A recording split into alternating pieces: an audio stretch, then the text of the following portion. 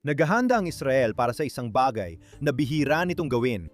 Kung mangyari ito, maaring mabago ang balanse ng kapangyarihan sa digmaan kontra terorismo. Simula pa lang ito. Habang abala ang mundo sa Gaza at Iran, may mas malaking labanan na tahimik na nagaganap sa Judea at Samaria, kabilang ang revelasyon ni Pangulong Mahmoud Abbas ng PA. Lahat ng ito at marami pa sa Judication ngayon. Welcome back sa Judication sa JNS TV. Ako si Josh Haston. Tara, simulan na natin. Iniulat ng JNS na ipinatupad na ang batas na nagpapataw ng parusang kamatayan sa mga nahatulang teroristang mamamatay tao sa Judea at Samaria ngayong linggo. Nangyari ito matapos lagdaan ng pinuno ng Central Command ng Israel Defense Forces ang utos militar para ipatupad ang hakbang.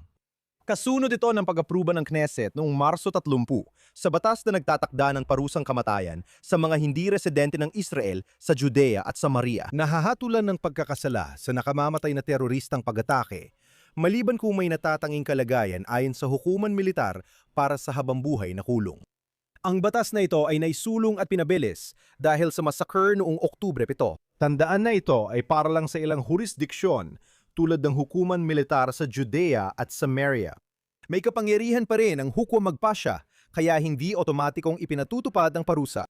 At sa kasaysayan, halos hindi talaga ginagamit ng Israel ang parusang kamatayan sa praktika. Ang huling beses ay si Adolf Eichmann, opisyal ng Nazi Party, ay binitay sa Jerusalem noong 1962 dahil sa kanyang papel sa Holocaust. Kailangan nating maghintay sa mangyayari. Para sa akin, may dalawang issue rito. Noong una, handa ang Israel na pakawala ng mga Arabang teroristang mamamatay tao sa mga palitan ng bilanggo. Kamakailan, pinalayaan ng Israel ang mga mamamatay tao kapalit ng paglaya ng ating mga bihag mula Gaza. Kung ipapatupad ng Israel ang parusang kamatayan, wala ng mga bilanggo o baka mas kaunti na lang ang mga bilanggo na palalayain ng Israel. Ibig sabihin, patay na sila. At malaking bentahe yun. Tutol ako na muling pakawalan sa lipunan ang mga teroristang mamamatay tao. Pero totoo, yan ang ginagawa ng Israel. Dito, mawawalan ng leverage ang masasama dahil maaring patawan ng kamatayan ang kumapatay sa mga Israeli. Pangalawa, ang tanong ay, magdudulot ba ito ng mabisang panhadlang? Nakikitungo tayo sa kultong jihadista na handang mamatay basta makapatay ng mga Hudyo. Magdadalawang isip kaya ang posibleng terorista kung alam niyang maaring hatulan siya ng kamatayan kapag nabuhay matapos ang pag-atake.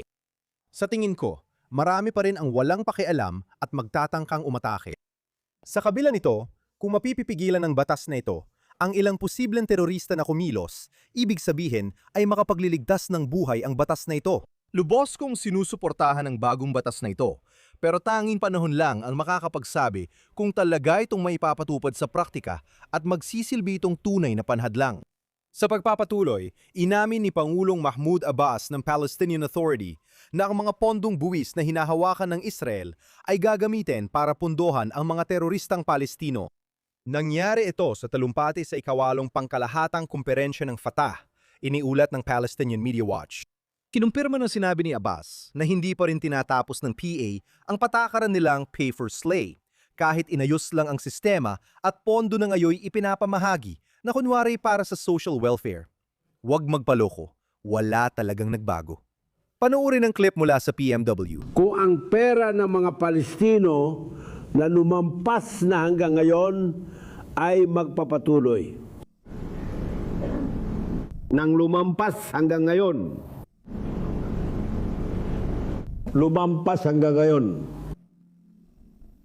sa ngalan ni Allah, umabot na sa mahigit $5 bilyong ang langis. At totoo, ang ilaw natin ay mula dito, kaya hindi natin kayang mawala ito.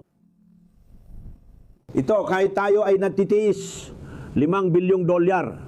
At lahat ng ito ay gagastusin para sa mga empleyado at pamilya at sa iba pa at iba pa. Sabi ni Abbas, Ang patuloy na pagpigil sa pondo ng mamamayang Palestino na umabot na sa mahigit $5 bilyong at lahat ng ito ay kailangang ibayad sa mga empleyado ng gobyerno at mga bilanggo, ibig sabihin ay mga teroristang nakakulong sa Israel. Noong 2022, sinimulan ng Israel pigilan ang pondo ng PA na ginagamit pambayad sa sahod ng mga terorista, kasunod ng kaparehong batas ng Washington noong 2018. Ipinagbabawal ng Taylor Force Act ang Washington na magbigay ng tulong pinansyal sa Ramallah hanggat hindi nito itinitigil ang mga bayad sa pay for slay at ang mga hayagang pahayag nito ng suporta sa terorismo. Sinabi ni Itamar Marcus, tagapangtatag at direktor ng Palestinian Media Watch sa Jerusalem Post, na ang pag-amin ni Abbas ay dapat may mahalagang internasyonal na epekto. Ayon kay Marcus, ikinatatanggi ng mga bansang kaluranin ang mga natuklasan ng PMW na nagpapatuloy ang pay for slay upang bigyang katwiran ang patuloy na pagpupundo sa PA at tinatanggap ang kasinungalingan ni Abbas na natigil na ang pagpupundo sa terorista noong Setyembre 2025. Ang prangkang pag-amin ni Abbas sa kamera na kailangan niya ng pera para bayaran ng mga bilanggo o terorista ay kinukumpirma ang dokumentasyon ng PMW. Sabi ni Marcus, magiging matalino ang Israel kung gagamitin ang video para bigyang presyon ng kaluraning bansa na itigil ang pagpupundo sa terorismo ng PA at huwag kilalanin ng Estadong Palestino kung saan ang Pransya at iba pa ay nagkondisyon batay sa pangakong tatapusin ng PA ang pay for slay. Sabi ng PMW, umabot sa $156 milyong ang binayaran sa mga terorista at pamilya nila noong nakaraang taon, batay sa US State Department report na inilabas noong nakaraang buwan. $126 milyong ang ibinayad sa mga terorista, kabilang ang mga pinalaya mula sa kustodya ng Israel, at $30 milyong sa pamilya ng mga teroristang namatay sa kanilang gawain. Nangako ang PA na mabibigay ng kabuuang $214 milyong sa mga pamilya. Ayon sa PMW, ang mga epekto sa ekonomiya ng nawawalang pondo ay nagdulot ng malalaking problema sa pampublikong sektor ng PA. Pinipipilit ang mga empleyado na magkasya sa maliit na bahagi lamang ng kanilang sahod, at ang mga pampublikong institusyon tulad ng mga paaralan ay napipilitang mag-operate ng part-time lamang. Sa madaling sabi, naghahanap ng pondo ang PA para bayaran ang mga terorista at pamilya nila. Ito ang pangunahing prioridad nila, hindi mga paaralan, ospital o kapayapaan na di nila sinuportahan. Ang pangunahing proyekto nila ay magbayad sa mga teroristang nahuhuli habang tinatangkang patayin ang mga Hudyo. At kung mamatay ang terorista habang sinusubukan iyon, inilalagay sa payroll ng Palestinian Authority ang kanyang pamilya. Ito ang lipunang katabi natin sa Judea at Samaria at sa buong Israel. Ito ang mga taong inaasahan nating makipagkasundo. 3 dekada na nating kinakaharap ito matapos ang mga wad na pangakong kapayapaan. Panahon na para tuluyang talikuran ng Israel ang Palestinian Authority, talikuran ang Oslo Accords na wala namang naidulot kundi kalungkutan at kapahamakan, kamatayan at pagkawasak. Maghanap tayo ng ibang paraan pasulong. At saka nga pala, dapat magsimula tayo sa soberanya. Inutusan na yung linggo ni Bezalel Smotrich, ministro ng pananalapi ng Israel, ang agarang pagpapalikas sa Khan al-Mar, isang pinaggatalunang ngayon sa disyertong Judea, kung saan ilegal na nagtayo ng mga gusali at tirahan ang mga Arabong Bedouin. Si Smotrich, ministro rin sa tanggulang pambansa ng Israel para sa mga usaping sibilyan sa Judea at Samaria, ay inutusan ng kanyang kinatawan sa civil administration na gawin ang lahat para mapabilis ang pagpapalikas ayon sa kanyang opisina.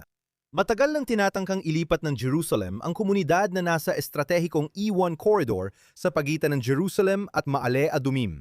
Sa isang press conference ngayong linggo, sinabi ni Smotrich na ang pagpapalikas ay bahagi ng pagganti ng Jerusalem laban sa PA, na inausahan niyang nagsulong ng kahilingan para sa isang lihim na arrest warrant laban sa kanya sa International Criminal Court sa Hague.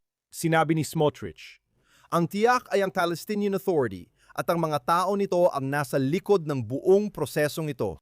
Sinabi niya na sila ang nasa likod ng legal na laban sa ICC at International Court of Justice.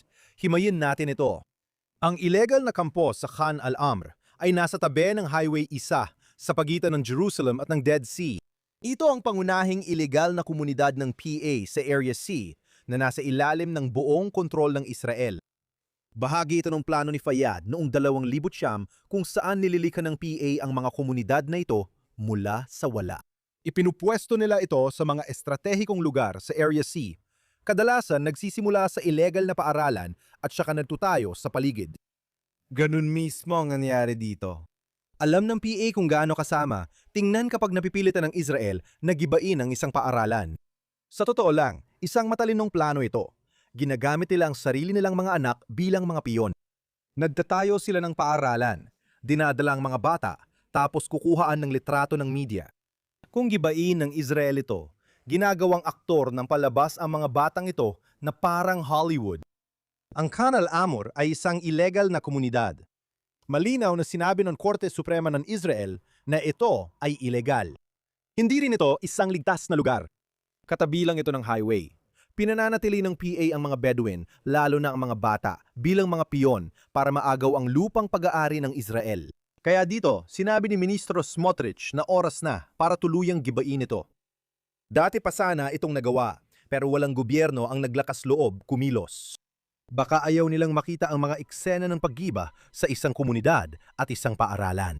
Ngayon, naghanap na ng paraan si Smotrich para parusahan ng PA dahil sa lihim na arrest warrant laban sa kanya sa International Criminal Court. Siyempre, tama siya. Ginagawa ng PA ang lahat para ilagay sa alanganin ng Israel at ang mga opisyal nitong Israeli. Ganito umasta ang mga tinatawag na kapartners sa kapayapaan. Dapat alisin ng Israel ang illegal na baryong ito. Dapat nila itong gawin dahil bansang pinaiiral ang batas.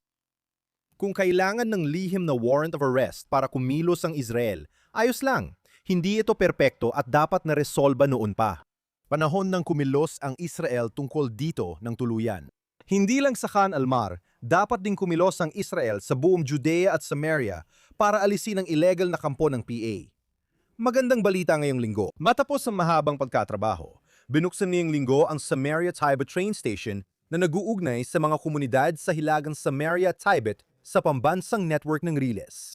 Inaasahang magpapabago sa transportasyon ang pagbubukas ng istasyon na direktang mag-uugnay sa mga komunidad sa hilagang Samaria sa gitnang Israel.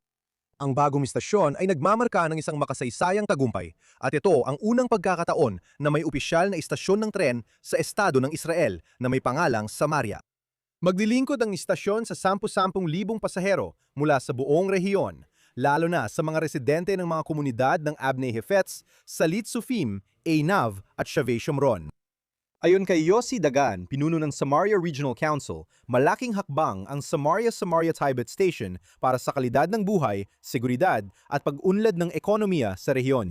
Ito ay isang mahalagang hakbang tungo sa ating layunin na magdala ng 1,000,000 residente sa Samaria at palakasin ang ugnayan sa pagitan ng Samaria at ng rehiyon ng Tel Aviv, kasama ang buong gitnang bahagi ng Israel. Dagdag niya, ang pagtatatag ng mga komunidad ng Hudyo sa Samaria ay hindi maihihiwalay na bahagi ng estado ng Israel at mananatili ito magpakailanman. Malaking balita ito ngayon. Ang pagtatayo ng infrastruktura at paglalaan ng milyon-milyong dolyar sa isang lugar ay nagpapakita ng pagiging permanente at dedikasyon para sa hinaharap. Ngayon, sa kasamaang palad, nakita natin na hindi palaging ganoon ang nangyayari. Noong 2005, winasak ng Israel ang isang buong sibilisasyon nang inalis namin ang 10,000 Israeli mula Gaza at hilagang Samaria at winasak ang karamihan ng mga gusali. Sana natuto tayo sa pagkakamaling yon. Sana ang bagong linya ng tren na ito ay tunay na maging matibay na pundasyon para sa pangmatagalang buhay ng mga Hudyo sa hilagang Samaria. Ngayon, narito ang isa pang halimbawa ng pagiging permanente. Siyempre, umaasa ako. Iniulat ng Binyamin Regional Council na mabilis ang pag-usad ng konstruksyon ng makabagong Nanashi Medical Center na itinatayo sa pakikipagtulungan sa One Israel Fund. Magbubukas ang medical center sa susunod na taon. Ayon sa mga opisyal ng konseho, isa ito sa pinakamahalagang inisyatiba para sa mga residente ng Binyamin at inaasahang magdadala ng malaking pagbabago sa serbisyong medikal sa lugar. Ang bagong sentro ay naglalayong maghatid ng makabagong serbisyong medikal na mas malapit at madaling ma-access, kaya hindi na kailangang bumiyahe ng malayo sa mga sentrong medikal sa labas ng lugar para sa gamutan, pagsusuri at iba pang serbisyong pangkalusugan. Kaya, dati, kung nakatira ka sa Binyamin at kailangan mong magpagamot agad, kailangan mo pang magmaneho papunta sa mga lugar tulad ng Jerusalem at maaaring abutin ng halos 1 oras ang biyahe. Solusyon sa agarang pangangalagang medikal ang medical center na ito. Sa Gush Etzion kung saan ako nakatira, may medical center kami kaya hindi na kailangang magmaneho ng 45 minuto papuntang ospital sa Jerusalem kapag may emergency. Magandang balita ito para sa mga residente. Sa mas malawak na pananaw, tulad ng istasyon ng tren, simbolo rin ito ng pananatili. Simbolo rin ito na hindi papayag ang Israel na magtatag ng estadong terorista ng PA sa ating lupain. Maaring mukhang maliit na kwento lang ito sa unang tingin, isang bagong istasyon ng tren.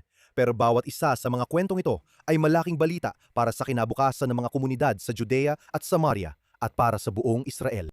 Ngayong linggo, nagsulat ako ng artikulo sa JNS na nagsasabing inaprubahan ng Knesset Plenum sa unang pagbasa ng Judea at Samaria Heritage Authority Bill.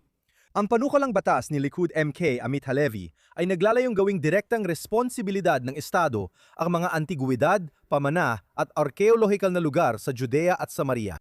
Sa panukala, ang ahensya ay magiging independenteng administrasyon na magpapahusay at magpapabilis sa pamamahala ng mga pook pamana habang pinapababa ang pinsala. Nilalayon din ng batas na tiyakin sa pamamagitan ng batas ang pondo para sa mga gawain ng otoridad sa pamamagitan ng badyet ng Ministry of Heritage. Matagal nisisira ng mga Arabo sa PA ang mga archaeological at puok pamana ng Israel sa Judea at Samaria. Kaunti lang ang nagawa para pigilan ito. Magtatatag na ngayon ng Israel ng bagong ahensiyang magpoprotekta sa mga puok na ito. Sa Oslo Accords ng Israel at PLO, PA ang inatasang magprotekta sa arkeolohikal na pook sa lugar A at B sa kanilang jurisdiksyon. Gayunpaman, nabigo ang PA na pigilan ang malawakang paninira. Ayon kay MK Halevi, matapos ang 59 taong kapabayaan mula ng pamahalaan ng Israel ang lugar pagkatapos ng Six-Day War, ngayon lang seryosong tinatanggap ng Israel ang responsibilidad na protektahan ang espiritual at kultural na yaman nito. Ayon kay Halevi, makasaysayan ang panukalang batas dahil unang beses direktang ipapatupad ng Israel ang batas nito sa mga puok sa Judea at Samaria, kaya't malaking pag-unlad ito. Napag-usapan natin dati ang archaeological na terorismo sa ilalim ng PA. Ano ba talagang layunin nila? Ano ang layunin ng PA? Napakasimple lang, burahin ang anumang bakas ng kasaysayang Hudyo sa Judea at Samaria. Ginagawa na nila ito sa loob ng 59 na taon. Ginagawa rin ito sa Jerusalem, kung saan winasak ng mga Arabo ang mga artepaktong Hudyo sa Temple Mount. Nakita ko mismo, pinipilit nilang itanggi na may mga templo sa Jerusalem noon. Kaya nila sinisira ang ebidensya. Hindi kailanman sinubukan ng PA na pigilan ito. Panahon na para seryosohin ng Israel ang isyong ito. Unang pagbasa pa lang ito ng panukalang batas, kaya huwag tayong magpadalos-dalos. Kailangan pa itong pagdaanan ng 2 pagbasa bago maging batas. Sana mangyari yon. Dapat nating ingatan ang kasaysayan para sa mas magandang kinabukasan. Salamat sa pagsama ngayong linggo sa Judea Okasyon. Ako si Josh Haston, JNS TV correspondent.